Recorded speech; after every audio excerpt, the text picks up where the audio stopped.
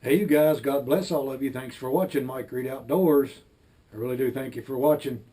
Hey guys, in this video I'm going to show you how to make a portable wood stove using two different size canisters.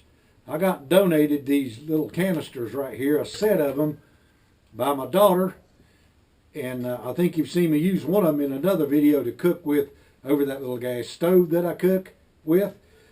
But I have decided to pack me a portable wood stove in my other backpack that I carry. And these little canisters, you guys, will fit together just about a half an inch. See that right there? So that will make a perfect little cook stove.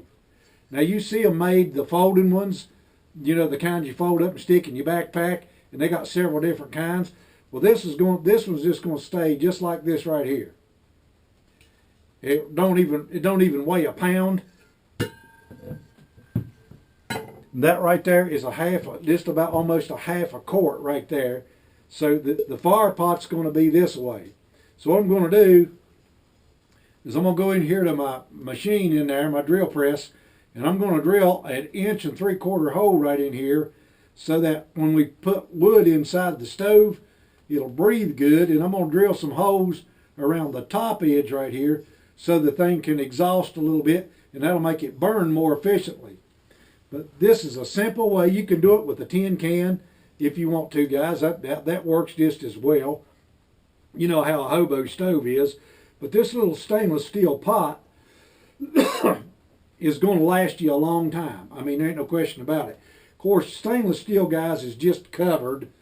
Most of them are not solid stainless steel. If they were, a magnet wouldn't stick to them. But a magnet will stick to this particular kind of pot. And the reason I'm telling you that is that real stainless steel, solid stainless steel, is very hard to drill with any type of a drill, unless it's carbide. But these little pots like this, you can actually cut a square hole in this thing by just drilling you a starter hole and taking a pair of tin snips and snipping you a hole in it.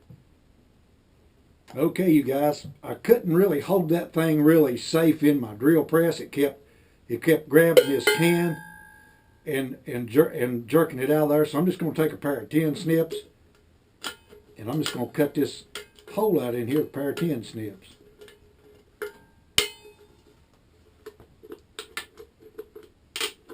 A whole lot safer than breaking your arm or knocking your eye out or something. These aircraft tin snips, guys, will cut any type of this coated stainless steel right here.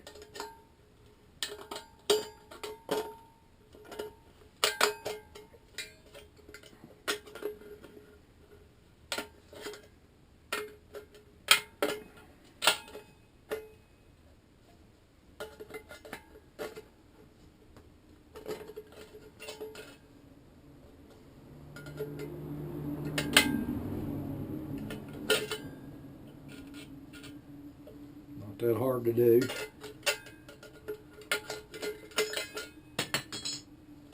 Alright, now that's sort of a ragged looking hole right there, but I'll trim that up here just in a second.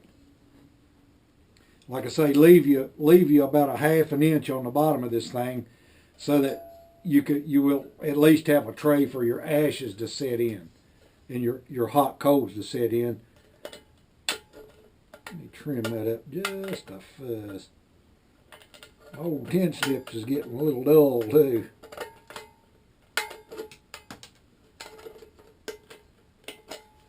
There we go. Now you guys see how nice that looks right there. So we'll just take us a chainsaw file here. Found a piece of firewood that would fit right inside that thing, so that'll hold it perfectly still while I drill a hole in it.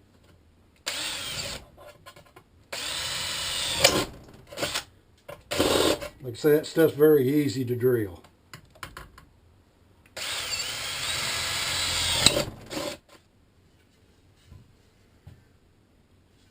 What do you think, guys? Think that'll cook any food for you? See how simple that was to make? You can probably go to just about any 5 and dime store and find you a set of canisters for less than $20 and do the very same thing that I just did right there. And I'm going to take it outside.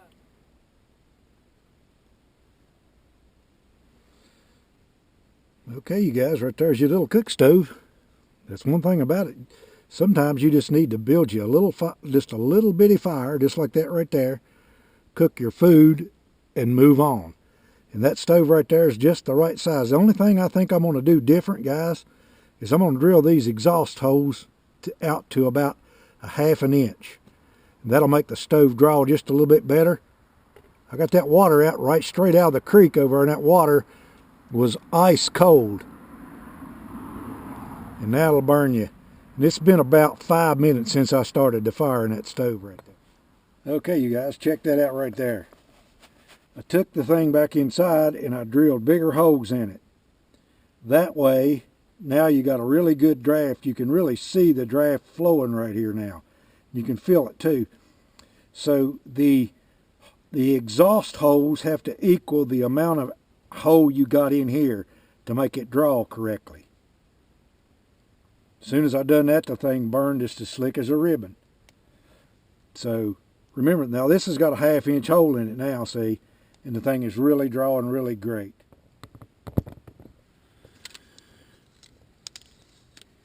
All right, you guys, this hole right here, these holes are 1/2 inch holes. And I went every quarter around there. I got 1, 2, 3, 4, 5, 6, 7, 8 holes, 8 1/2 inch holes going around it. Across it, it's 2 inches. It's about 2 by 2, you guys. So that's, and there's only a handful of fire in there, and you can see it's burning.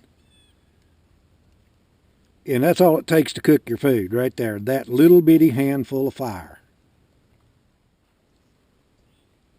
Okay, you guys, that's how you build your own personal little wood cook stove that you can stick in your backpack, make your little fire in it, cook your food, and get on down the trail, which is what we all need to do anyway. And sometimes we just ain't got time or don't want to build a great old big fire to cook some food with. And I love my little gas cook stove that I've got, and it works fine. But if you don't want to go that route and you just want to use twigs to do it with, sooner or later you're going to run out of gas anyway. So you need, guys, some other alternative if you want to do it this way. Simple, easy to do. Probably won't cost you 20 bucks to do this right here, you guys. I seriously doubt if it costs you 20 bucks. 2 inch hole, 1/2 inch holes for breather hose around the top. And it is cooking. You can see the steam coming off of it. It's actually coming to a boil, you guys. It's taking water straight out of that creek right over there, which is ice cold. It's taken approximately 10 minutes to get this water to start to boil. As cold as it was. So guys, that's the way you do it. Thanks for watching Mike Reed Outdoors. God bless you. Have a great day.